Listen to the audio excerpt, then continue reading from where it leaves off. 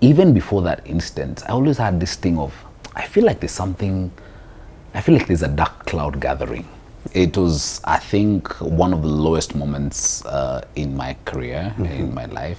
Something that in the eyes of the public was like, oh, Laban Cliff now is done and dusted. I said, no way. Because somebody told me, by the way, it will haunt you for life. I'm like, what do you mean it will haunt me for life? But you feel like the world is crumbling down on you. Tuko family, how are you doing? My name is Kingori Wangeshi, and this is another exciting and insightful episode of my story. Today we are talking to a person who has been up there in the limelight, and at some moment he was deep down there. Let's get to hear the story of one Laban Cliff Onserio. As a media person like me, Sante sana, thanks for having me.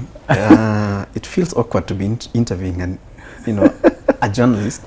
Yep. Per excellence. It also feels good to be on this other side. It does. Yes. But it's an honor to ask questions. Thank you.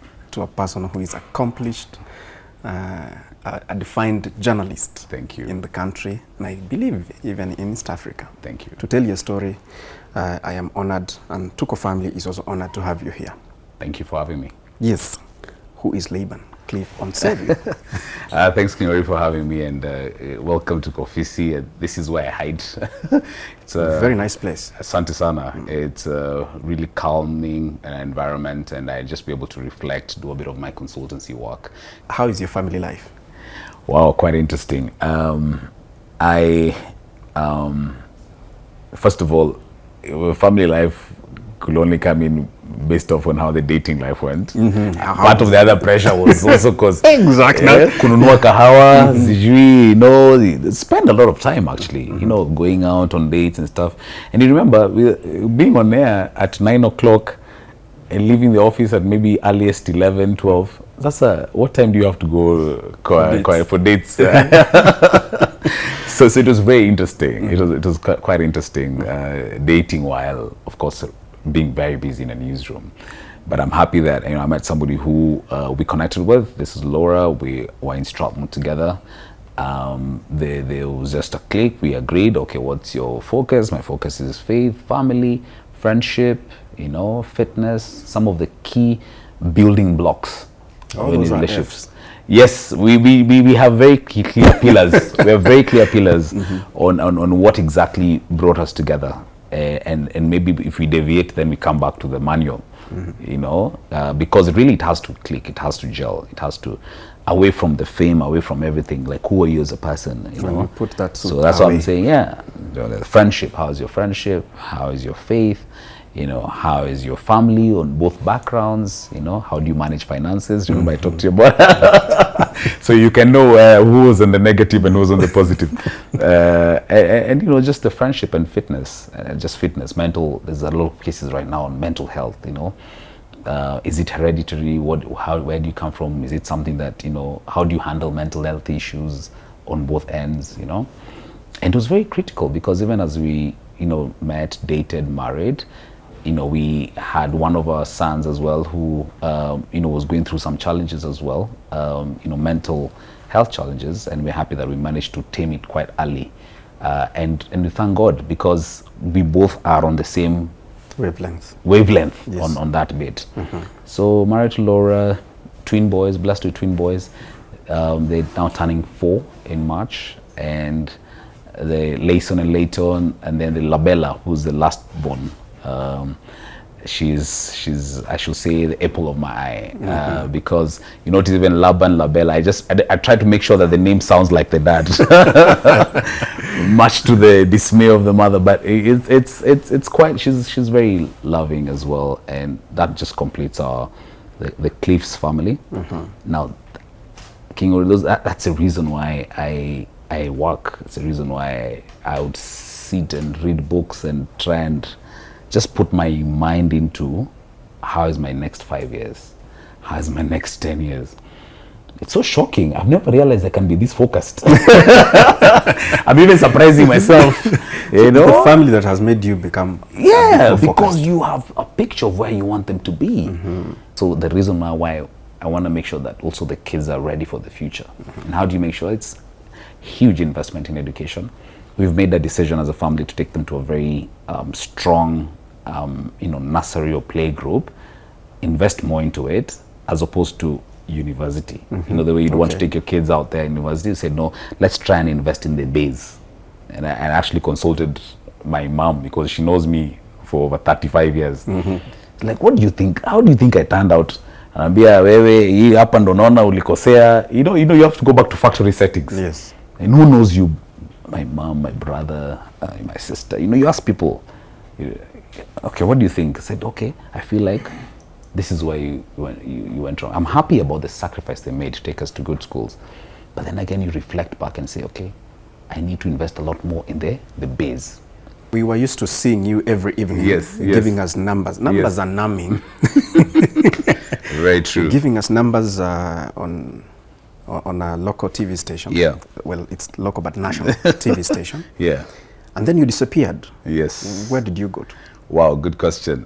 So you're particularly speaking about my 5-year stint at Nation Media Group, which is the largest, East Africa's largest independent and integrated media house. I'm saying that because being in Nairobi, I was able as well to do stories that are covering Kenya, Uganda, Tanzania, Rwanda as the key presence of where NMG was at the time. And I am always very grateful to my former employers, because they basically gave me the springboard into where I'm at today. What NMG taught us was what you're talking about, business journalism. So all these skills were really honed at NMG, CNBC, and I'm grateful for that. So I should say I took a break from maybe media and then joined government.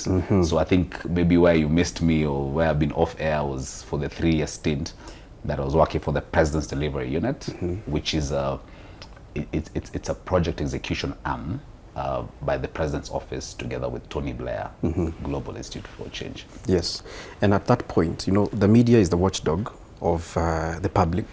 It's actually the fourth estate, or the fourth arm of governance. How was it for you to move from where you were watching the government for the public, but now you became part of the government? If you look at it, it's quite interesting. Because as media, you sit and you say, what's the government doing? What's the government doing towards this policy? Yes. Now, when you're in government, what happens is that you appreciate protocol, you appreciate process, you appreciate government policy, you appreciate the beauty of time, that it might not be just by the, click of a button or snap of your fingers that something is happening. So what that did is, it enabled me to understand the behind the scenes. More often than not, what Mwananchi says is maybe not what you had in that cabinet meeting. Yes. Or in that meeting with the PSs, for instance. And I'll be forever grateful for that appointment, to having worked for government, because even right now when I'm telling you I'm sitting here and consulting, you have a 360 perspective. You have a perspective from, I should mention about my corporate background, which was at General Electric, where I started. So you have an experience with understanding how multinationals work. You have an experience of understanding how media works and how media also receives information, and how you not talking to the media enables the story to be spinned in a different way. So it's also good to speak to the media as well. And also understanding the government side. And understanding at times where the government might be a bit slow to speak to the media because of the background processes that are required and the protocols. So I should say that, the last 15 years, I really thank God for, that sort of, let me say mchanganyiko maalum, but it's very beneficial. It has built who you are today. It's built who I am today. All right. Yes. How is it working for the president and with him in close proximity? Did you meet every day, or how was it? Because sisi tunamuona tu pale kwa news. I think for me it was very, very humbling. It was quite an experience, I should say. And especially, of course, you're not in the first line of fire. Of course, there's protocols before you get to the president. Of course, there's the cabinet secretaries, the PSs, the secretary, and the level that I was in as deputy communications director. But I am grateful that I met brilliant colleagues, people who had worked in the UN, people who had worked for different private sector organizations with PhDs, master degrees, and they're coming in there. It's like a think tank. A think tank behind. You never see their faces, but they're always behind the principle. May I ask why you left PDU? Because, you know, that is a public service job. Yes, like with any public service, you have a contract period. I served for my 3-year term. Okay. So I actually started on my term based off on my contract and completed on time based off on the 3-year term I was to be there. So it was, I should say, bittersweet because now you're saying, okay, do I progress or do I now try something different? And that's why the Chief of Staff Association is really something so close to my heart, because while working at the PDU, I served under the then Chief of Staff to the President, Mr. Yvonne Kawira, who's a mentor and somebody I look up to in the sense of how do you help your president coordinate all these ministries and all these you know, strategies and directives and ensuring that you become efficient as a leader. So I realized if we can have many whiters, for instance, in private sector, in startups, there's a big opportunity to helping CEOs, to helping ministers, to helping PSs become more efficient in their work. What were your highs and lows when you were in the limelight at NMG?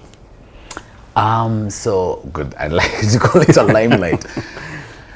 Wow, let's reflect. It's been quite a while. I think over 5-year plus. I think the highs for me was the learning experience. You mentioned about the opportunity to learn about you know, financial journalism, learning about, like, you know, how to really interview CEOs, interview business leaders, and what have you. So for me, that was the high was in the learning bit and understanding how this works. In fact, King Ori, my background was coming in from a Bachelor of Commerce. Yes, I'd done business, but now the bit about business journalism, it's something that I was trained by Michael Bloomberg's Bloomberg Fellowship for Africa, where he's keen on training the next leaders in financial journalism. So I was happy to have benefited from that and applying that in my job. So the highs was trying to really do that and apply for that. Another high was I was sponsored to go to Oxford for a future of media training, because you know, of course, with all this convergence, future of media story, I had to go in and kind of capacity build. And I'm happy that, you know, I was sponsored on a scholarship, actually, thanks to Nation and the Reuters Institute for the Study of Journalism, to go to Oxford and learn. That was a big high. The lows, for instance, was, you know, and I'm sure you get this a lot. I think it comes with the job. Oh, I've seen you on TV. Yeah, I've seen you on TV. My fans. My fans, yes. So you feel that you have a whole pool of friendship, but you realize it's not really friendship. It's my fans. Tell them. It's my fans. So nothing against them, but it's also good for you to understand as an anchor, as a host, that, you know, it's part of the job.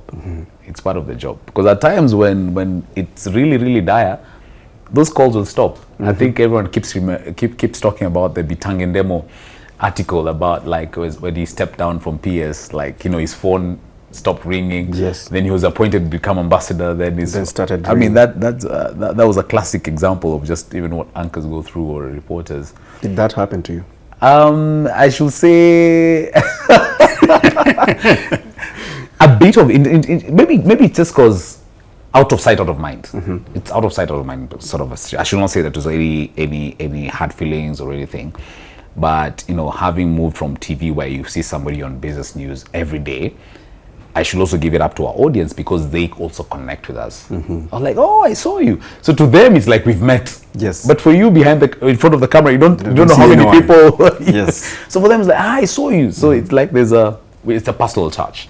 So maybe now going into government, and nobody tells you that I saw you.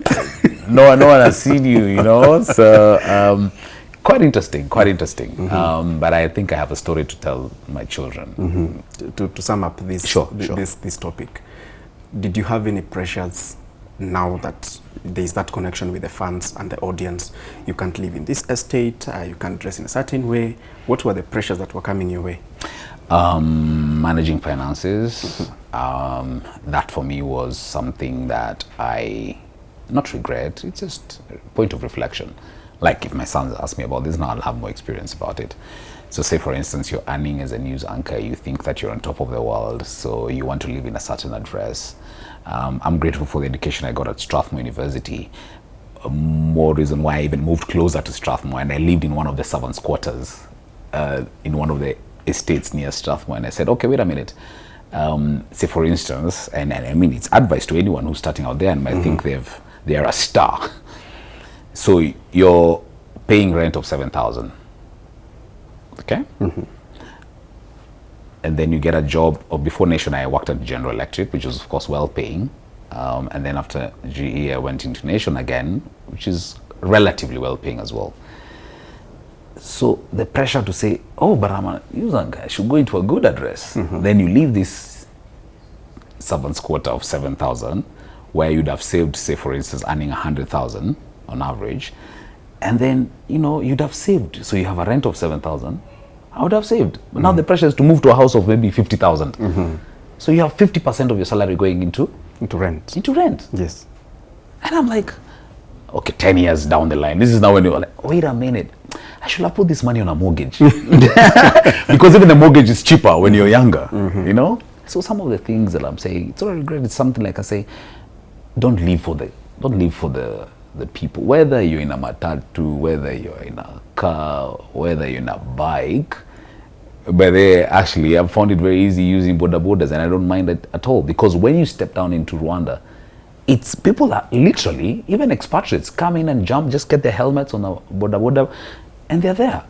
So why is it that people say, oh no, I cannot go on a bike? Because I'm doing news in the evening. doing news in the evening. Oh my goodness. I had to just switch that, you know. More reason why I think, you know, I even married my wife who's more like a finance expert, you know, trying to really, you know, put you in check, because it's a risk that comes with a job because of maybe the pressure of being in front of the screens. You feel like you need to act a certain way, behave a certain way, live in a certain address. And for me, all that is out the window. Right now, it's just about, you know, what can you afford, what can the family afford and stuff. And that has helped me be a better steward in my finances. Yeah. Group Chief of Staff Laban Cliff Onserio will be detained for 3... Laban, in the limelight, presidential delivery unit. Then you make headlines. One evening, you just get alerts about Laban. Yeah. What happened that evening? Wow, I'm glad that when I talk about it, you just know what I'm talking about. No, 100%. Because it was, I think, one of the lowest moments in my career, in my life. I'm saying was because most people think, hey, are you still there? Are you still okay? I'm very much okay, and I'm surviving. But I realized it was something that I had to go through. Even before that incident, I always had this thing of, I feel like there's a dark cloud gathering. Even before this incident, I felt like there's a dark cloud gathering. Either I was like, okay, is there somebody sick at home? You know, the way you have a funny feeling about something. What doesn't kill you makes you stronger. Yes. I'm just grateful it was not death. So I should say maybe God was preparing me for what I was going to go through. Yes. To just kind of help me build the buffer and build the muscle, the thick skin. Yes. That you need to go through what I went through. So I am happy that it was not death, because what doesn't kill you makes you stronger. Yes. You remember this whole thing we used to do in primary, the birth, naming, initiation, marriage, death. Career, So it's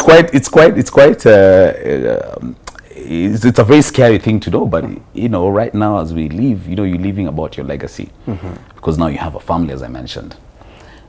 So the long and short of it, of course, without going into the details of the case, I'm grateful that, you know, the DPP found it fit to withdraw the case that was put out there. Is that the incident was highly regretted.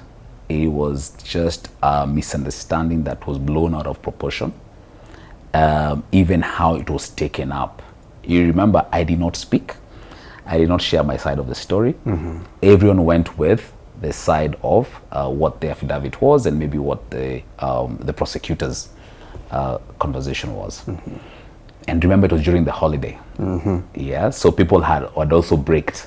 So even having those conversations about, okay, Laban, what exactly happened? Yes. You know, you don't have that chance because people are at home. But I'm grateful that the office of the DPP, you know, found it fit to withdraw the case. But would you say damage done? I don't know, because I am here, I am alive, with both hands, both feet, and ready and just ticking the needle, pushing the needle. So I'm grateful that it was not death. I'm grateful that it was something that in the eyes of the public was like, oh, Laban Cliff now is done and dusted. I said, no way. It was a phase, I feel like it was a plateau moment that was very necessary for me to scale to who I am today. Yeah. What did it do to your reputation? As we said, you were in the limelight. Yes. We were like, oh my goodness. What did you do? So of course the case happened in December the other year, in 2024, so that's 2022. So what it did is that it gave me some time now to reflect and sit. So first of all, it was shocking. It was shocking to see how maybe some of my colleagues would report the story in a different way than maybe what was not the case. And even when it was withdrawn, no one really wanted to touch on what is the withdrawal, but everyone wanted to touch on, you know, that particular day. And I'm like, the particulars of the day. This case has been withdrawn, you know, and I'm giving you the opportunity now to say, okay, let's have a conversation about it. But no one wants to speak about it. But anyway, it's the industry you work in, and I appreciate nothing against anyone. But for me, what it did is that it helped me take a step back.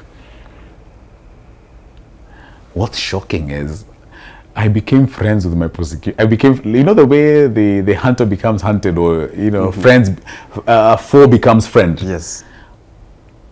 By the way, you know, I'm not priding myself, but if you want any linkages with the special forces in the country right now, not out of any other favors, but just to understand them. I actually wrote a journal last year towards the end during my birthday, because around December is my birthday as well. And you remember that case where the former cabinet secretary Najib Balala was arrested? Yes. And he was arrested on a Friday. I had a flashback moment. Pop! This is very familiar. The same thing that happened. Same thing happened to me. And I was imagining, my goodness, is this guy gonna be behind bars over Christmas? I looked at his number. I said, do I call him? I said, okay, maybe not. I just prayed for him, because that time now, everyone is against you. People forget the strategies you did at the Ministry of Tourism. People forget that Najib Balala is a technical advisor at the Tony Blair Institute for Global Change. He's not just a Kenyan. He's advising governments on policy regarding tourism. So, and this is what happened to you, because like I started by asking this question. We saw you doing news. Yes. You are a celebrated news anchor. Yeah. You are in the presidential delivery unit. So you have networks in the government, you have networks in the media. Yeah. But then when this incident happens, there you are. So msimano nakata mbele na nyuma. Yes. Of course, not to say that, you know, working in media and working in government, you like can pull in favors and what have you. It was like, I was happy that it went through the system. So that no one says that you cut through any corners. In fact, that's my advice as well to Najib, in terms of saying, you know, you'd rather go through the whole system so that no one doesn't come in later to haunt you. That, hey, you know, by the way you did this. I said, no. Go online, check the withdrawal, check the judicial process, check how everything went through. Because somebody told me, by the way, it will haunt you for life. I'm like, what do you mean it will haunt me for life? I might choose to run for MP in my backyard of Nakuru. Yes. And my people would want me to, okay, what exactly happened? Who is this? Yeah, who's this guy? So I'm very happy with it following through the judicial process. And following through the ODPP's office, the decision to charge and not to charge, which entirely rests with the Office of the Director of Public Prosecutions. So that's just the process. That's just the legal process, which of course my lawyers gladly handled. Now let's talk about Laban Cliff as a person. Yes. What did it do to you? As I'm saying, yes, it was a bump. It was a bump in my career. It was a bump in my reputation. I am happy that it did not kill me. It just made me stronger. Yes. It gave me a chance to reflect. King Ori is my friend. You know, like he literally checked up on me. Yes. You know, Mark Masai, for instance. I'm just mentioning people who, top of mind, might not have called me because I was scared, but they called my brother. I have Teddy Onserio, I think, my only brother, who I'm very proud of because he took the flak behind the scenes. Remember, I could not be reached on phone, so he's like, "Hey, don't worry, it's fine. We're handling it." Okay. You know, helping people do that. You know, Larry Mado. You know, guys who I look up to, I am grateful for, and they've helped me through the process.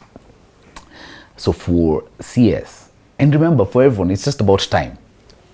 It's a matter of time. It can happen to anyone. Okay. It can happen to anyone. So here, to be honest, I'm not even at that level of a cabinet secretary. But my heart went out to him as a former cabinet secretary. What makes you so sure that a current sitting cabinet secretary will not go through the same process? You know? So personally, my heart went out to him. I wish I penned him a note or something, but behind the scenes, it tells you many other people who are vouching for me, but they were just not sure how to reach out. And I think, that speaks into our profession, speaks into what we do, the risks of our job. Today you might live here, God forbid, and then you get a funny accusation behind you. You don't know whether it's politically driven. You don't know whether it is malicious issues, but you feel like the world is crumbling down on you. And at that point, if you don't have a solid backbone, you'll crash. And for me, I've resorted to spirituality in terms of understanding my God, understanding a very clear, purpose-driven life. What exactly am I living? With the lights on or with the lights off? In front of the camera or behind the camera? On a boda or in a Mercedes or in a Mercedes, it's just behind the president. You know, I mean, life can be very interesting, you know? Yes. The other day I put a picture on Twitter about me going to watch my favorite sport, which is Safari Rally, on a boda. Someone was like, but a year ago, I was on 10 cars behind the president going to, and of course there was no traffic, because when the rally starts at KCC and you have to go and watch in Kasarani, there's always this traffic jam. So I just took the bike with my sons to just go and show them the rally. So things change. And for me, I'm ready. It gave me a buffer that today you might have the money, tomorrow you might not have the money. But who are you as a person? You might have the status, tomorrow you don't have the status. But who are you as a person? What is your core? You know, what is your core? And I'm happy that I went through that process at a time when I can say, like, I'm about to now relaunch. All right. To the world, not to Kenya alone, to the world. To the world. Did friends desert you? Were they there for you? Colleagues, both in media and the high office? How did you manage? I should say, could be better. Because if I'm speaking about friendship, I also need to reflect, have I been a good friend? Yeah. To be honest, not. Yeah. Because I'm like, why did this guy not call me? I mean, if this guy called me, maybe he would have helped me in my situation. Because then I ask myself, oh goodness, I have a panel of lawyers. I mean, I've moderated events for the Law Society of Kenya. So I know a bunch of lawyers. So why did I not have like 50 lawyers showing up to show support? So I asked myself, have I also been a good friend? I mentioned a few names, the people who know me for me, the people who just know you on screen. So that bit was quite humbling. I was like, oh, I thought this guy would come through. No, they didn't. But it has helped me also understand, the level of friends, separating my fans from the friends and also from the family. Because at times when everyone now is against you, you realize, hey, it's maybe my mom and my wife who are here and my kids who are going to cry, and my dad, my brother, my sister. I'm just saying, based off of the first responders. You check the first responders. Yes. The rest first are checking, nilijua tu yanakuanga hivi. So, I mean, it's usually, so you're like, okay, wait, first responders. What are you currently doing? So the chief of staff has given me like a world map. I have colleagues who are sitting in Singapore. I have colleagues who are sitting in the UK. I have colleagues who are sitting in the US. Colleagues who are sitting all the way in Australia. And we're talking about how do we advance the Chief of Staff Association. And what I'm happy about them is that they just look beyond what people talk about you, and they just, who are you as a person? And I'm happy about that. In fact, for me, the connections going forward are more like, who are you behind the screen? You know, and have that conversation. So you can connect with people. And you realize human beings have very interesting stories, interesting backgrounds, how they came out, how they relaunched. And these are chiefs of staff. I mean, we have somebody who's sitting as a chief of staff in the military circles, you know, in the United Kingdom. And then you have a chance and they tell you, this is a strategy when we go to war, for instance, you know, and they give you all those perspectives. I was the only African attending the Said Business School Chief of Staff certification. Actually, no, sorry, the first Kenyan, not the only African, but the first Kenyan who attended that. So I was sitting in a class full of different chiefs of staff across the world and just learning different perspectives. It was quite interesting. This program has grown so much that there's even now a Chief of Staff certification in Harvard, and where we'll be going in April, you know, for another certification. So you can imagine if I really went to the point of, oh, now it's over. It will haunt me forever. You know, you get calls, they're like, hey, wait a minute. Yeah, let's put up a panel. Let's do something. Please fly over. Let's see what event we can pull on. So that for me is very humbling. That's a new role. It's something that not very many people are familiar with. Yes. How did it land on your hands? Because I reached out. And this is actually a quote I got from the current CEO of KCB. You just have to show up. You have to show up. We spoke about the internet. I reached online and said, hi, the Chief of Staff profession is growing in East Africa. Okay? I'd love to join your association. But then again, the membership fees is quite premium. It's not everyone who joins the association. It's about $4,000 a year. And not many organizations are willing to sponsor their chiefs of staff. So I said, look here, let's work together and let's build this. I said, oh yeah, sure. Jump in. We're happy to have you as a regional director. So it's reaching out, showing up, getting out of bed, you know, trying to say... Dusting yourself up, picking up the pieces and moving on, regardless of who's what, as long as what doesn't kill you makes you stronger. I have my wife, I have my kids, keep on going. What are your passions? Motorsports. Motorsports. Over the last 10 years, I've co-driven Mohammed Ashraf in Uganda. I've co-driven Hamza Anwar in Tanzania. And I've co-driven Nzioka at the rally circles under the Safaricom racing team. I've co-driven Gideon Kimani. And all these things are accolades that I've received. Now, because of the family, I think my risk profile has reduced. We've rolled in a car before. Wow. And I think the car, we rolled such that the car bent like this. And then it was just a branch that was holding. It was holding the branch, and of course you can see the cliff. You can see the cliff down there. But so it's a risky sport. But with any risk, I'm reading a book right now called Execution Strategies. And at times in corporate, you have to take those risks. You have to really take the risk, and because at times great risk, great return. At times you'll burn your fingers, but you just have to take the risk. You have to take the plunge. And for me, rallying taught me how you can be really fast and roll. But what happens is that you take the car back, fix up what is broken, keep going. And that's actually what happened to me in my personal life, where you can say that the car rolled, or my career maybe rolled at that point. But you go into the workshop, you're like, okay, what's happening? Check this, change this tire, change this shock, change this screen, and then the rally car now is brand new and ready to launch to the world. So I'm happy that the lessons I pick up in motorsports I can apply. Right now I'm volunteering as a communications expert for the Classic Rally, which we just completed as well the other day. There's also the bit that's coming up. The World Rally Championship is coming up in March. You'll see me somewhere there as well. So golfing has also taken up a bit of my space. Golfing just helps you to think in terms of your strategies, in terms of like what you want to do. So these sports have helped to ground me, not to mention my spiritual life. That, you know, at times, you know, you have to go in and question yourself, what is my core, you know, what really keeps me going and how do I really get ahead. Yeah. What's your favorite verse? Wow. So we're reflecting on Matthew 5 verse 5. Blessed are the meek, for they shall inherit the earth.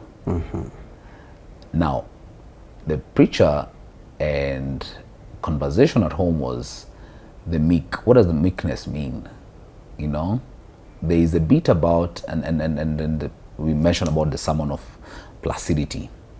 You see, it's one thing to get a sermon, it's another thing to reflect over it. Meekness, humility, humbleness, placidity, you know, just trying to not show out there what you are, but you know your true self. You know your true self. You know who you are. You know, in terms of being me. Because what I'm saying about our jobs as well, they don't, most of the times they don't cause us to be meek. They cause us to be, hey, by the way, do you know who I am? Do you know I work at State House? You know? But that thing is so powerful. And you have that realization that actually placidity is really powerful. Really powerful. Okay, another word for meekness, placidity, humility. I'm just trying to use both interchangeably. It's really powerful. Knowing who you are. Knowing that deep down, I'm very, very powerful, but I just don't want to show it to you. Absolutely. I'm so content in the way I don't have to yes, show. I don't have to show. You know? So, hey, that thing, I must admit, I have wronged, I've made mistakes in the past.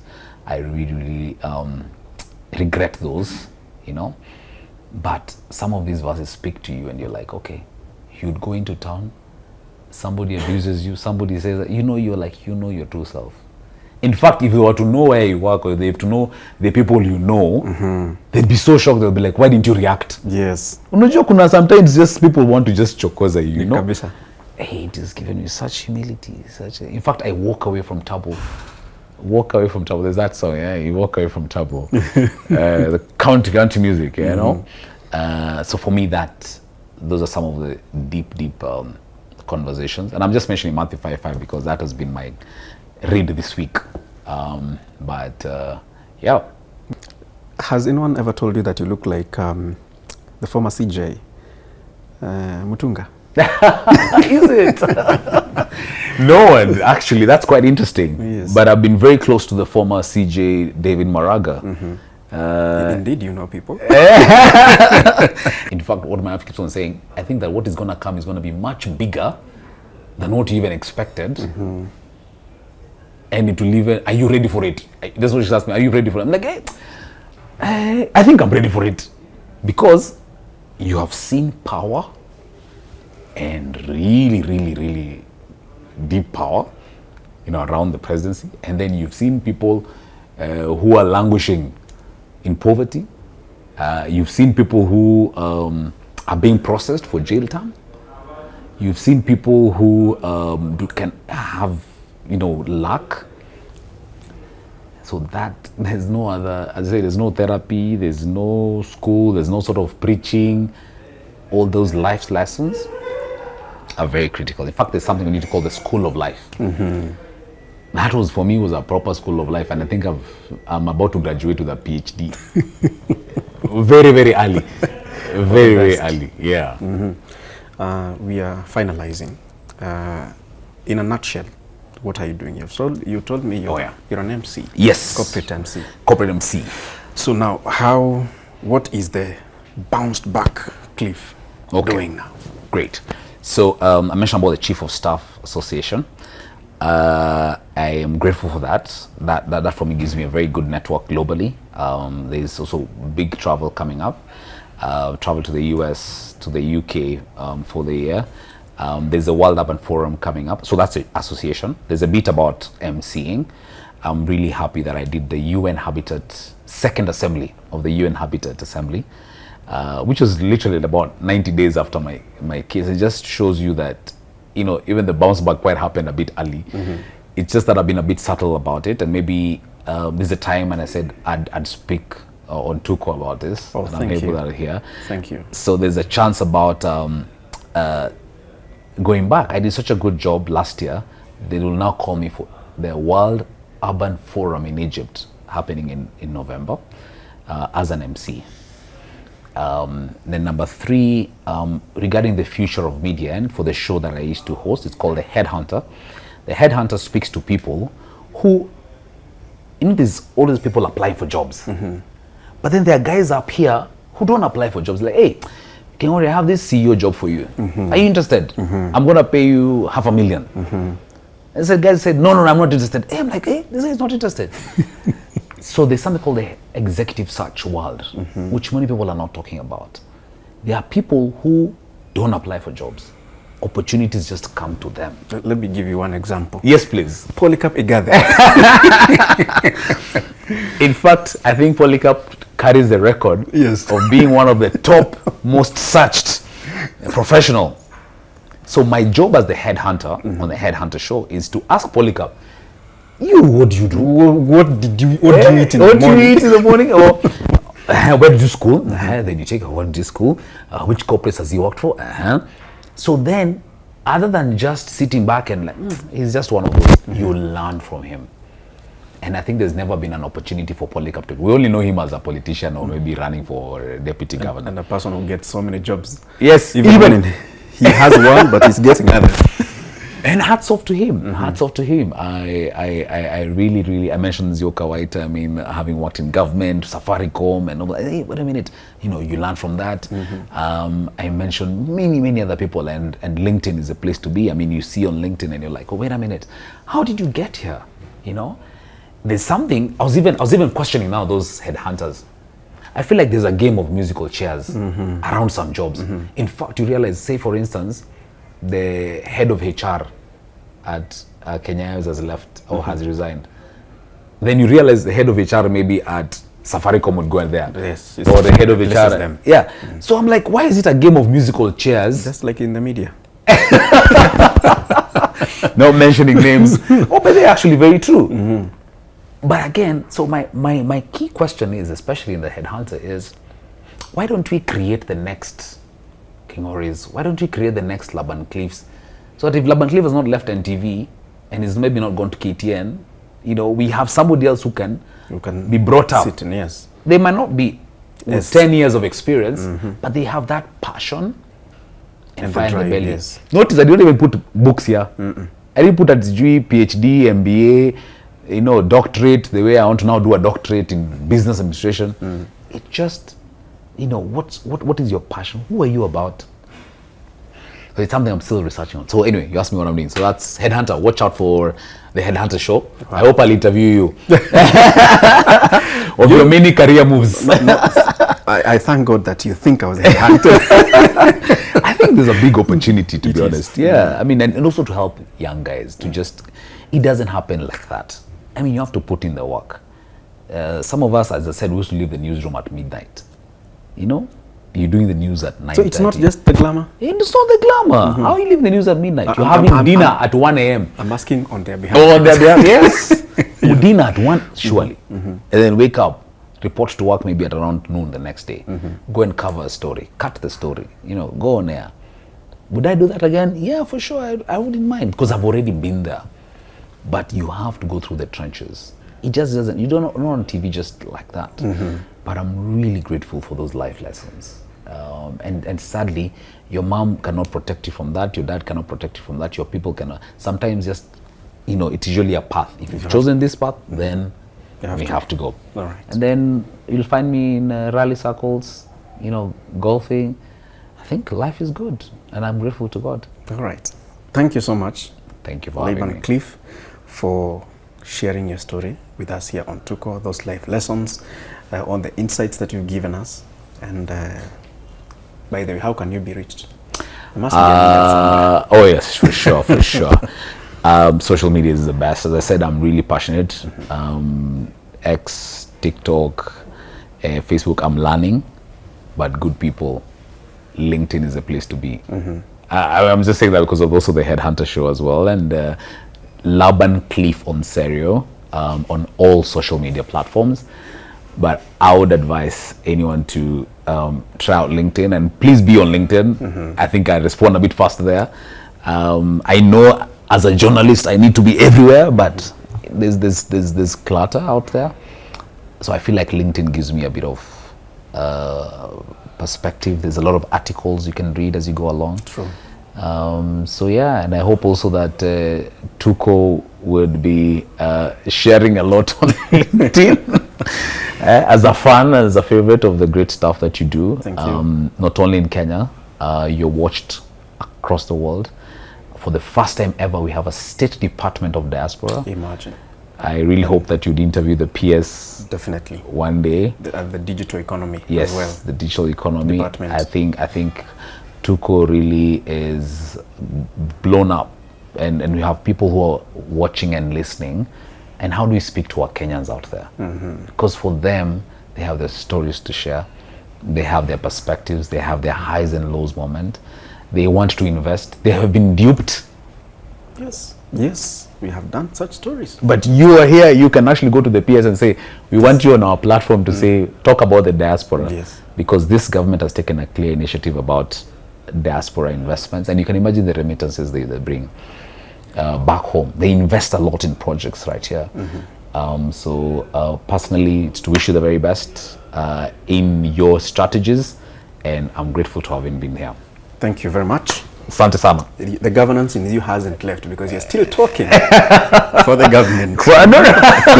I'm holding brief for the government. Oh, I mentioned, by the way. Would you consider?